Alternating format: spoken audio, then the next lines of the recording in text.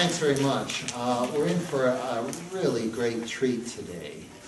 I think you're all here because you know something about Verklärte Nacht, Transfigured Night, one of the early masterpieces of Arnold Schoenberg. And you can see a little bit already where he's going in terms of harmony and tonality, although he's by no means crossed over as yet.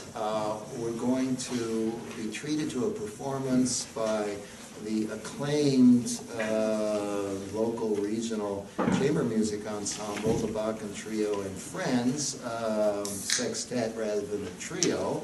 And we're very pleased that they were able to offer us this program.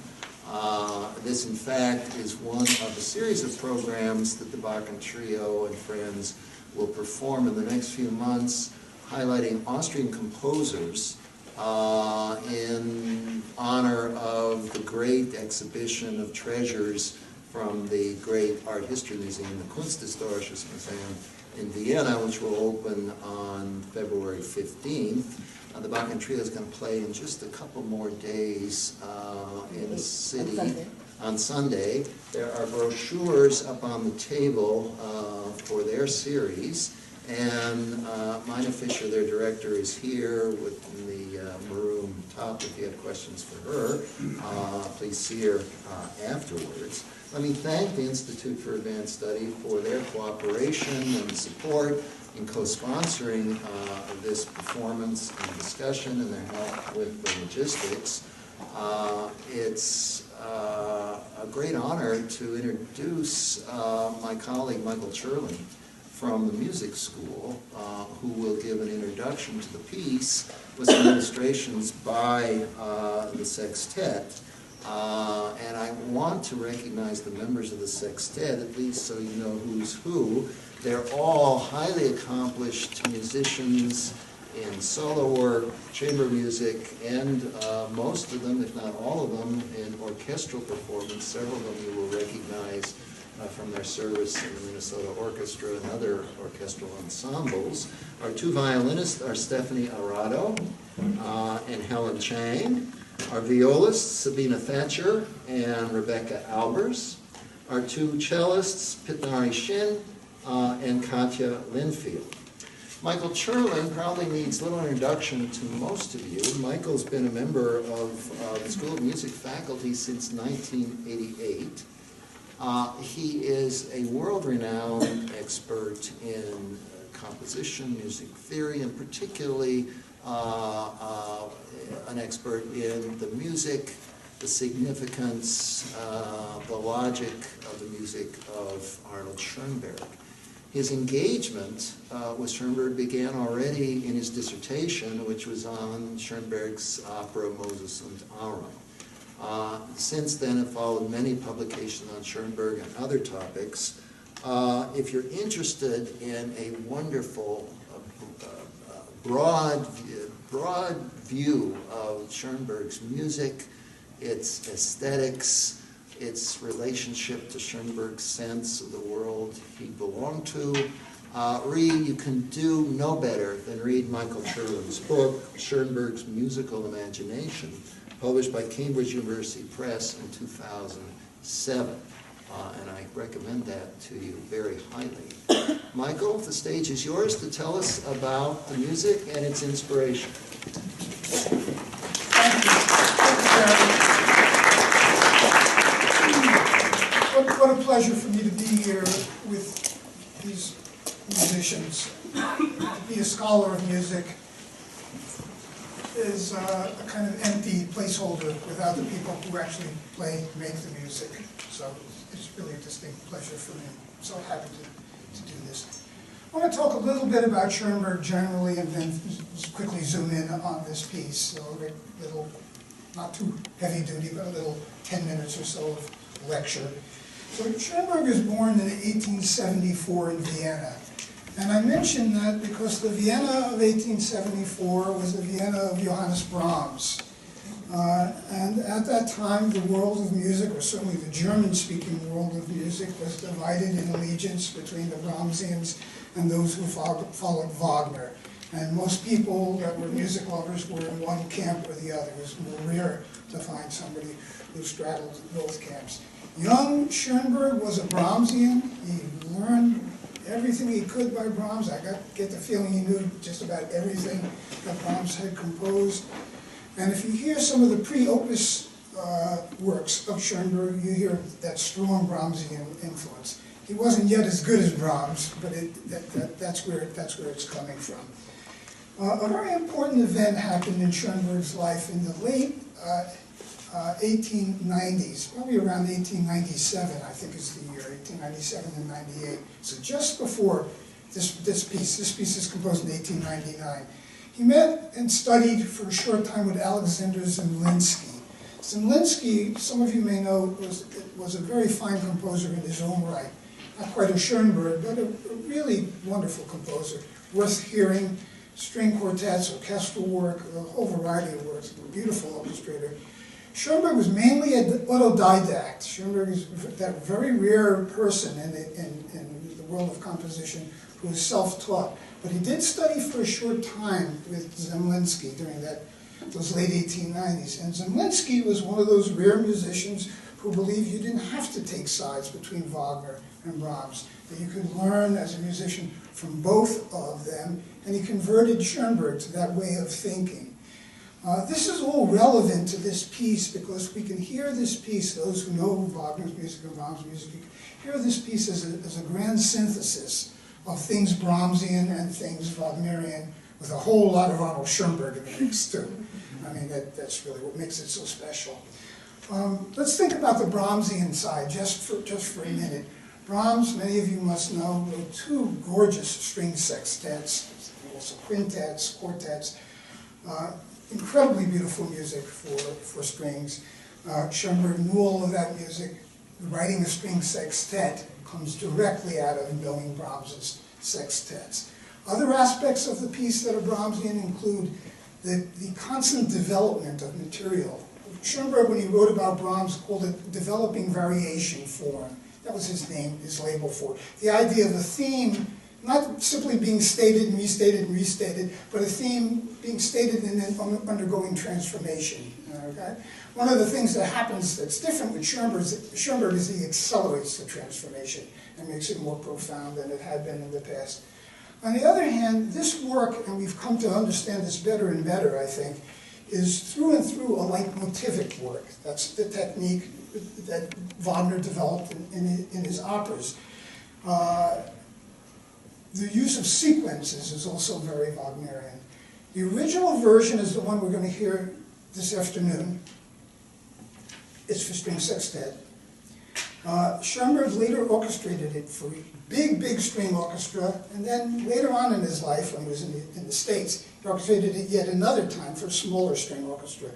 If you listen to the orchestral version of this very same piece, it's gorgeous also.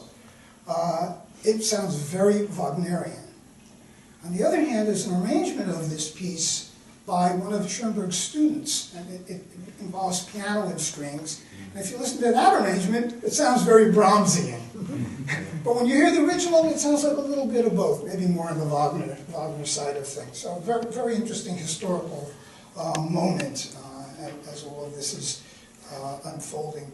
One of the things that makes Schoenberg difficult to perform and perhaps difficult for people who are new to his music to listen in terms of hearing the music is that he's profoundly contrapuntal in his musical imagination. He will have occasionally one line going at a time, but not generally. 2, 3, 4 more.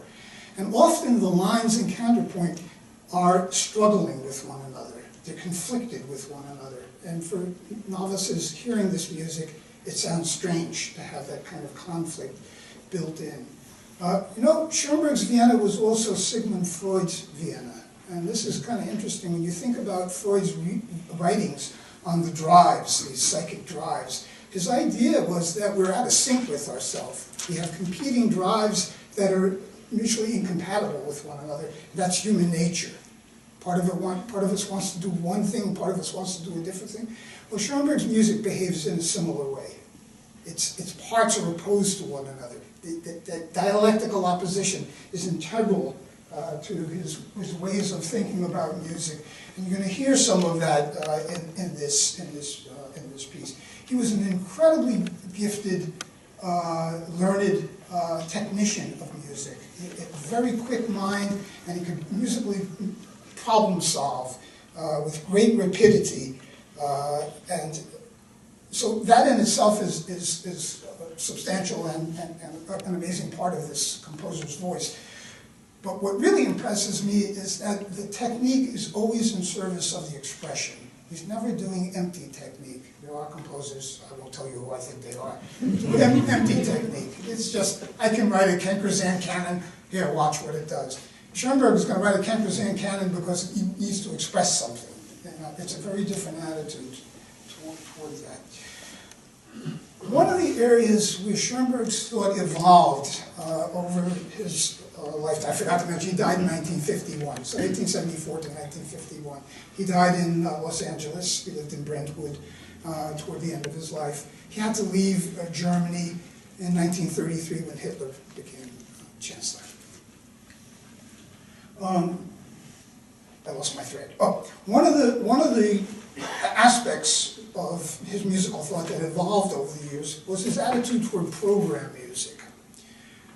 Early in his career, everything, as far as I can tell, that he composed, or let's put it this way, virtually everything that he composed, had a program. It was either a program that was explicit or a program that was implicit, but it had a program. Everything, it wasn't abstract music for him. Music was telling a story. And this, for Claire Denacht, is a case in point. What's interesting about this part of Schoenberg's growth as a composer is around the early teens, so we're talking about 12, 13 years after the composition of this work, he changed his attitude about revealing programs. He didn't change his attitude about having pieces inspired by some kind of idea, some kind of narrative, but he didn't want to share it with anybody. He decided that was counterproductive. He wouldn't tell you about the program. What's interesting to me is evidently very much later in life, he changed his mind about that once more. Because we have program notes from 1950, so it's only a year before he died, about this piece. And he tells you explicitly what each theme in the piece is representing from a poem that the piece is based on. We heard Demal's Verklaart de Nacht, the same title. If you have the score, you don't have to have it to listen to the music. If you did have the score and you open to the front page, Demal's poem is printed in German right there on the inside cover. And so, and this is to this day. This is not in yesteryear. This is still to this day. This is the kind of authorized score. His publishing company, actually it's founded by his children, it's called Belmont. Isn't that a wonderful name for the guy whose name was Schoenberg? Okay, so let me paraphrase the poem. I'm going to read this out of my notes so I don't slip up here.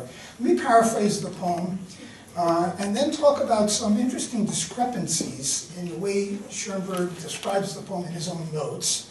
And then we'll go through a number of examples showing how the different themes in the piece correlate with parts of the poem. So here's my paraphrase of the poem. The opening sets the scene. It's in the narrator's voice, and we learn that two people, later on we learn they're a man and a woman, are walking through a cold, barren grove of trees on a moonlit night. I should have said a cold, moonlit night. Okay, so that's how it opens, that image. Then we hear the woman's voice in the poem.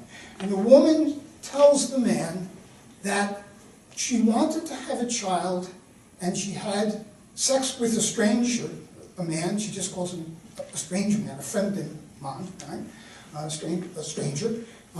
She conceived a child and she's carrying the child now. And this was before she met this man she's walking with, who she loves. And she's feeling remorseful, anguished about this. Okay, so that's up to there. We return to the narrator's voice. They walk on in the moonlight. Okay? Man's voice. The man talks about the beauty of the moonlight, and he says, that child that you bear will be as though he or she, it is mine, and it will be our child. And this magical moonlight suffuses this moment with a kind of mystical transfiguration. That's why it's called Verklärte. That's the transfiguration. Now, for my money, at this point in time, it's a lot of years later, this isn't exactly great literature. As I read the poem and as I think about the idea of the poem, that's great music, so it doesn't matter. It's the music that really matters in this case. Later, Schoenberg did set some great literature, including Rilke. But this, to me, is a period piece when it comes to its importance as poetry. At least for me. I'm not going to go and read this poem over and over because I love the poem. I love the music that it inspired. Let's talk just for a minute about some of the discrepancies in Schoenberg's program notes from 1950. Just a couple I want to point out. And I want to think about maybe three options for why there are such discrepancies. And well, first let me tell you what they are, and then I'll think about why they how that might have happened. So he starts off his description of the poem by saying they're promenading in a park. No, they're not promenading, not in the poem. It doesn't talk about a park. It's this kind of barren landscape, So that's rather trivial, I think. Here's what's really different. He says it's not that she had sex with a stranger. That word stranger is mentioned twice in the poem. He makes it very clear. He says she got married to somebody that she doesn't love anymore. That's a big change, right? That's not in the poem. That's what he said. So, did he not remember the poem accurately? Is he just drawing upon memory? After all, it's over 50 years later. He's an elderly man when he's writing the program notes. He'd been very, very ill intermittently. It's possible, as a matter of fact, he almost died in 1946 from a massive heart attack. So it's possible he didn't remember it. It's also possible that he was reimagining the poem for an American audience in 1950. It may be that he thought, wow, that's too risque. A woman had extramarital sex as a baby and all this stuff. I'll say she got married. It's okay, they won't read the German anyway. Like that kind of thing. That's possible. Or a third possibility is that as he was composing the piece, he reimagined what the poem might have been. That's a third possibility. We don't know, and we obviously I don't think we'll ever know. Schoenberg's children are still alive. I guess I could send them a note. Did Papa ever talk about this? But I suspect not. I don't think anybody knows for sure. So those are interesting to know. When I describe the musical examples that we're going to hear, I'm going to use Schoenberg's description. I'm not going to go, because I went back and forth. Should I actually go to the poem and what I think is going on in the poem, or should I use what Schoenberg said? I'm going to say what Schoenberg said, because after all, he wrote the piece. I want to talk about one more thing before we go to the examples quickly on this. So, Verklärte Nacht is to a large degree about moonlight. The whole magical section, you'll hear in a bit, that comes in the second half of the piece is a depiction of moonlight, and the depictions of moonlight all the way through in the poem and in the music too. There's a very, very interesting history of musical settings that involve moonlight that runs like a thread through the entire 19th century. In the German tradition, the key figures start with Schubert. Schubert, Schumann, Brahms, well, Wagner, Brahms, Schoenberg. And Schoenberg, I wouldn't say he obsessed over moonlight, but he certainly returned to it a good number of times in a number of very key pieces that are really important pieces. The most famous of which is Pierrot Lunaire. 21 songs, arguably each one is a different depiction of moonlight. Every all 21. Very, very interesting. I wrote a paper on this topic a few years back, and I characterized 4 different types of moonlight that you can find in Schubert, originally in Schubert, and then going through that tradition, Schumann, Brahms, Schoenberg, Wagner I mentioned, and Mahler as well, to a lesser degree. I call them flowing, shimmering, flickering, And then the fourth isn't really a depiction of moonlight so much as it's a depiction that often involves moonlight walking. It's walking in the moonlight, right? Verkleertanacht uses all of these. So flowing will be kind of cascades of sound, where the moonlight is imagined as almost like a liquid flowing out of the sky. Shimmering uses undulating textures, so to catch that shimmering quality of light. The flickering will be staccato short figures, where it captures the sense of light flickering. And then the walking is the first thing you hear in the piece. He's walking in the moonlight. Arguably, it's walking plus a flowing of moonlight. So the first image in the poem is, I'll read you in English, the first two lines of the poem. Two people are walking through a bare, cold wood or grove. The moon keeps pace with them and draws their glance. They glance at the moon. So this is what we're hearing in the very beginning of the piece, and this is what Schoenberg characterized as promenading in the park. So here's that thing. We're gonna tune first. This is not Schoenberg. No, I'm sorry. Here's the tuning up before that thing.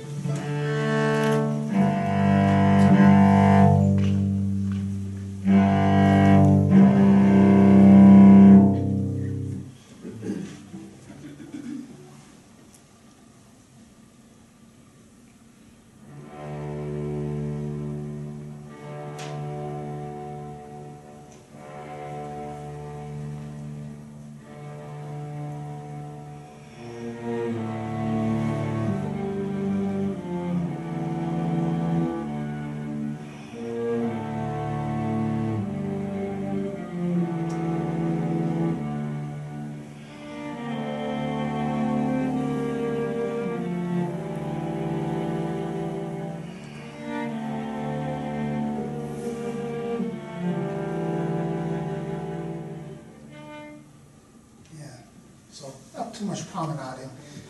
It's a very somber kind of sound. The next theme that comes in depicts the clear, cold, moonlit night. I'm not going to talk much about the formal design of the piece because without a good background in music theory, even with one, it can get tedious. But each of these places also has a formal aspect. And formally speaking, this is the music that's closing off the first section of the piece. We hear a new theme, and we hear it in counterpoint to the walking motive.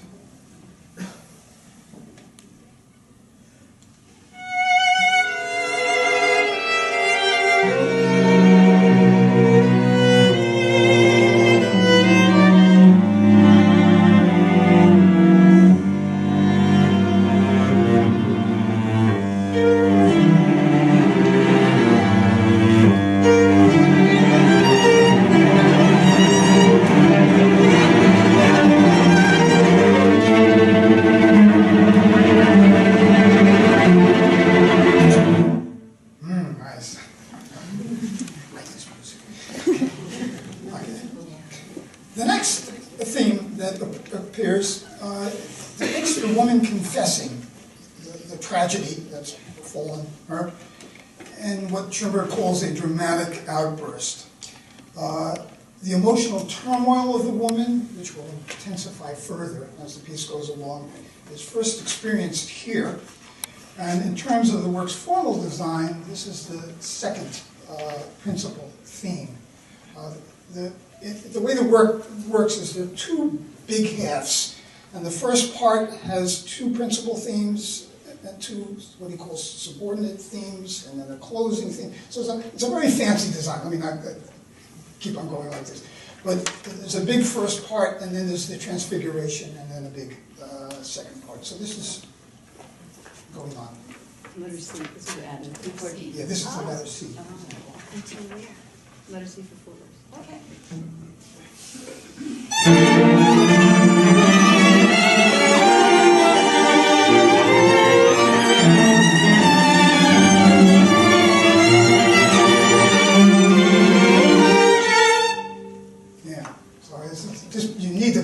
movie to really get the force of this, but you can tell right away, lots is always happening simultaneously to capture that sense of internal turmoil.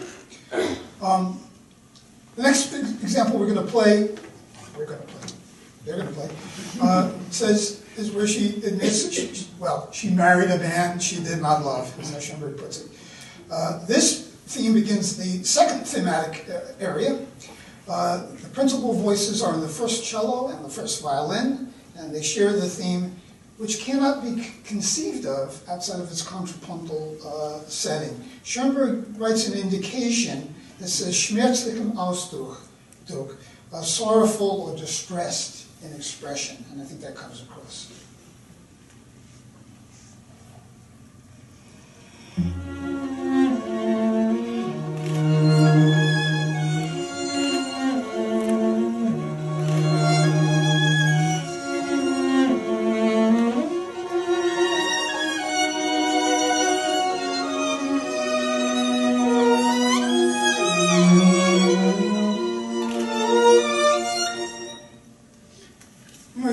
Schoenberg is often described as a high modernist.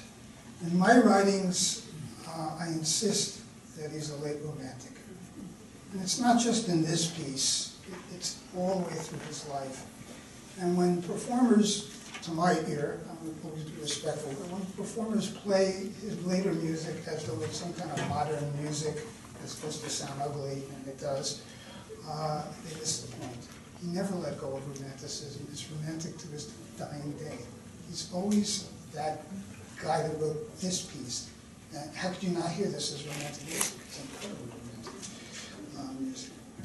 Okay, the next example comes from a bit later in the piece. His paraphrase of what's going on in the story is that obeying the maternal instinct, she is now with a child from a man she does not love. Formally speaking, this is the closing theme of the exposition, the closing of the kind of big opening section of the work. The music turns lyrical. It's an E major, moving away from the minor keys that have been predominant to this point. And it foreshadows the sublime kind of music that we're going to get in the second half. We're not quite there yet in terms of sublimity, but we're certainly on the way, I think.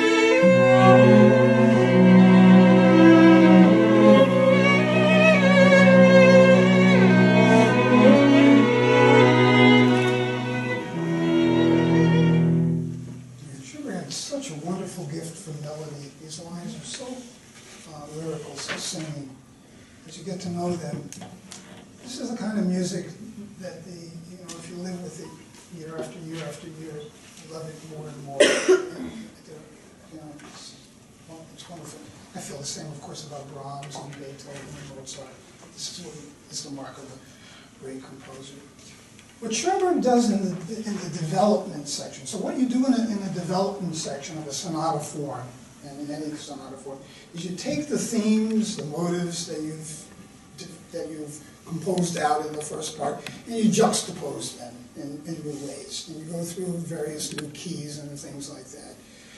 What he does here is all of that, but also to juxtapose the different emotions, the different parts of the story that have been told up until this point, and then he adds some new things to it. So again, it's not just technique, it's a way of showing the complexity of our inner lives, the inner turmoil of this woman. So you're going to hear a section from the passage from the development section, where he describes it as her self-accusation of her great sin.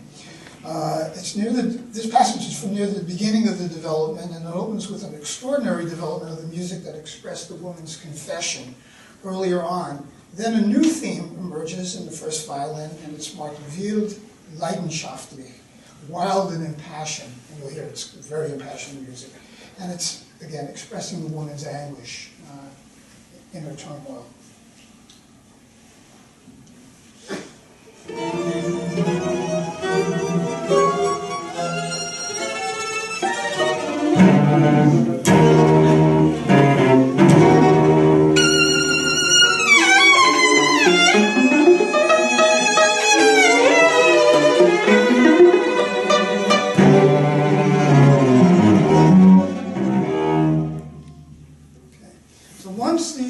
Emotions, including anguish, have run their course. The music settles down, and we return to the walking motive, a new version of it, the walking motive that had opened the piece. We then enter, after that, into the second half of the piece, the Faclero, the Transfiguration, that's in the title. What we're going to hear now is the voice of the man for the first time, and he's expressing the sublimity of his love toward the woman.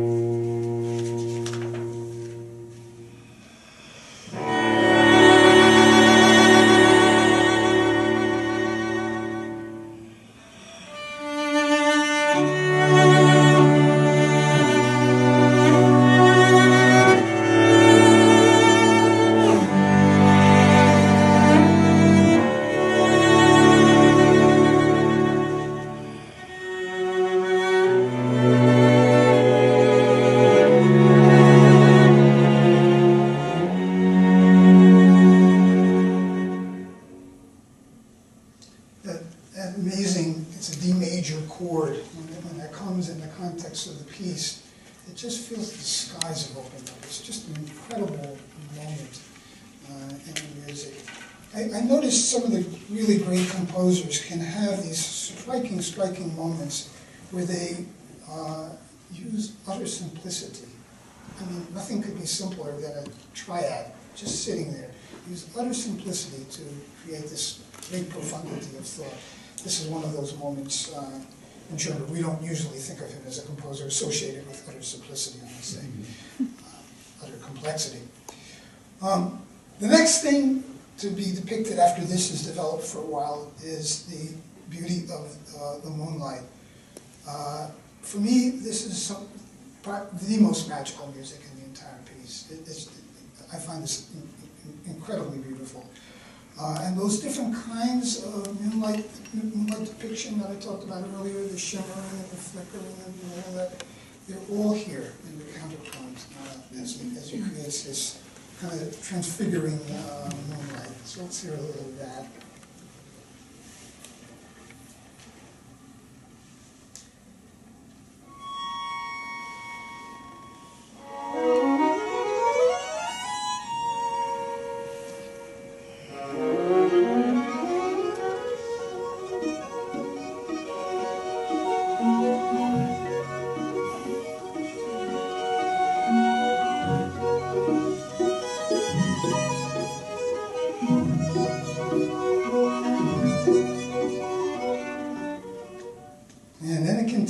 I'm going to hear the continuation. It continues, and Schoenberg's note is, the child you bear must not be a burden to your soul. The magical moonlight, as I said, continues with a new theme superimposed first in the violin, and then going back and forth from the cello to the violin. It's a kind of love duet with the moonlight.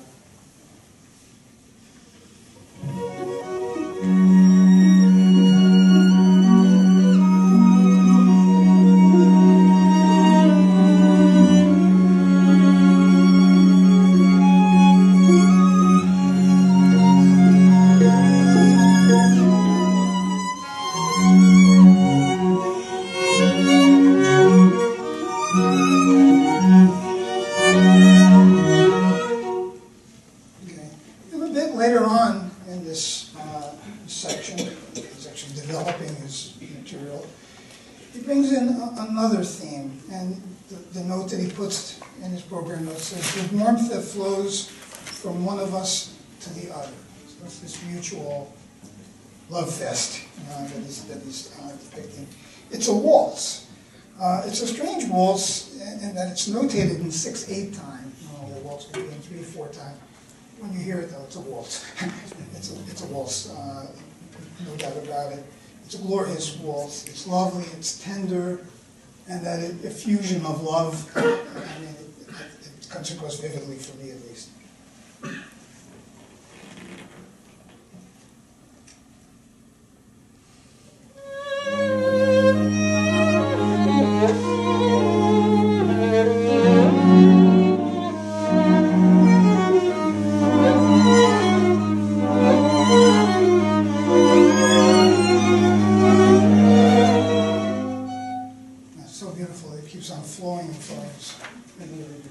The last passage that I'll ask the sextet to play is a passage that Schoenberg writes with the paraphrase, "This warmth will transform your child to become my own."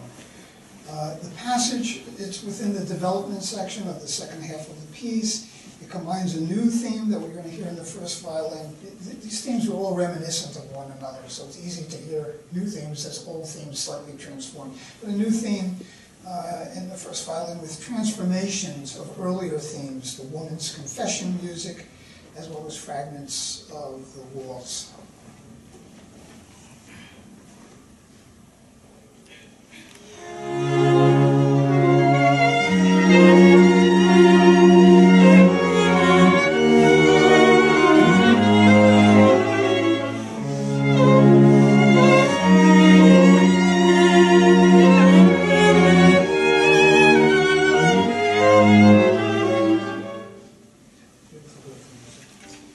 Well, thank you all, and I'm going to sit down and enjoy the piece with you.